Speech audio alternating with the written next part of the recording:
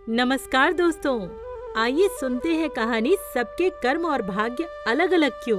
एक बार एक राजा ने विद्वान ज्योतिषियों की सभा बुलाकर प्रश्न किया। मेरी जन्म पत्रिका के अनुसार मेरा राजा बनने का योग था। मैं राजा बना, किंतु उसी घड़ी मुहूर्त में अनेक जातकों ने जन्म लिया होगा जो राजा नहीं बन सके। क्यों? इसका क्या कारण है? राजा के इस प्रश्न से सब निरुत्तर हो गए। तभी अचानक एक वृद्ध खड़े होकर बोले, महाराज, आपको यहाँ से कुछ दूर घने जंगल में एक महात्मा मिलेंगे, उनसे आपको उत्तर मिल सकता है। राजा ने घोर जंगल में जाकर देखा कि एक महात्मा आग के ढेर के पास बैठकर अंगार यानी गरम गरम कोयला खाने में व्यस्त है। राजा ने महात्मा से जैसे ही प्रश्न पूछा, महात्मा ने क्रोधित होकर कहा, तेरे प्रश्न का उत्तर आगे पहाड़ियों के बीच एक और महात्मा है, वही दे सकते हैं। राजा की जिज्ञासा और बढ़ गई। पहाड़ी मार्ग पार कर बड़ी कठिनाइयों से राजा दूसरे महात्मा के पास पहुंचा। राजा हक्का बक्का रह गया।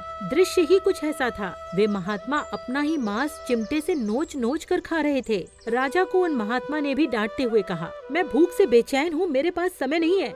आगे आदिवासी गांव में एक बालक जन्म लेने वाला है जो कुछ ही देर तक जिंदा रहेगा। वो बालक ही तेरे प्रश्न का उत्तर दे सकता है। राजा बड़ा बेचैन हुआ कि बड़ी अजब पहेली बन गया है मेरा प्रश्न। उत्सुकता प्रबल थी उनकी।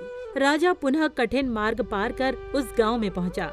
गांव में उस दंपत्ति के घर पहुंचकर सारी बात कही। राजा को देखते ही बालक हंसते हुए बोलने लगा, राजन, मेरे पास भी समय नहीं है, किंतु अपना उत्तर सुन लो। तुम, मैं और दोनों महात्मा 7 जन्म पहले चारों भाई राजकुमार थे। एक बार शिकार खेलते खेलते हम जंगल में 3 दिन तक भूखे प्यासे भटकते रहे। अचानक हम चारों भाइयों को आटे की एक पोटली मिली। हमने उसकी 4 बाटी सेकी। अपनी अपनी बाटी लेकर खाने बैठे ही थे कि भूख प्यास से तड़पते हुए एक महात्मा वहाँ आ गए। अंगार खाने वाले भैया से उन्होंने कहा, बेटा, मैं 10 दिन से भूखा हूँ, अपनी बाटी में से मुझे भी कुछ दे दो, मुझ पर दया करो, जिससे मेरा भी जीवन बच जाए। इतना सुनते ही भैया गुस्से से भड़क उठे, तुम्हें दे दूंगा तो मैं क्या खाऊंगा, आग, चलो भागो यहाँ से। वे महात्मा फिर मांस खाने वाले भैया के निकट आए। उनसे भी अपनी वही बात कही, किंतु उन भैया ने भी महात्मा से गुस्से में आकर कहा कि बड़ी मुश्किल से प्राप्त ये बाटी अगर मैं तुम्हें दे दूंगा तो क्या मैं अपना मांस नोच कर खाऊंगा। भूख से लाचार वे महात्मा मेरे पास भी आए, मुझसे भी बाटी मांगी,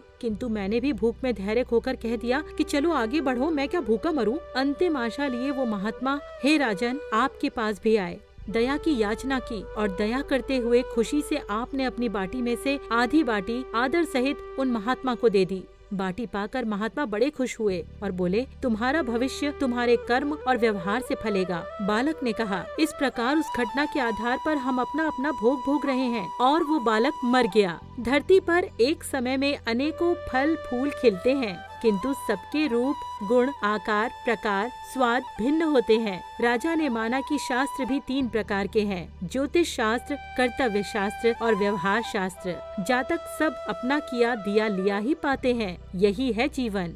गलत पासवर्ड से तो एक छोटा सा मोबाइल भी नहीं खुलता, तो सोचिए गलत कर्मों से स्वर्ग के दरवाजे कैसे खुलेंगे। नमस्कार दोस्तों।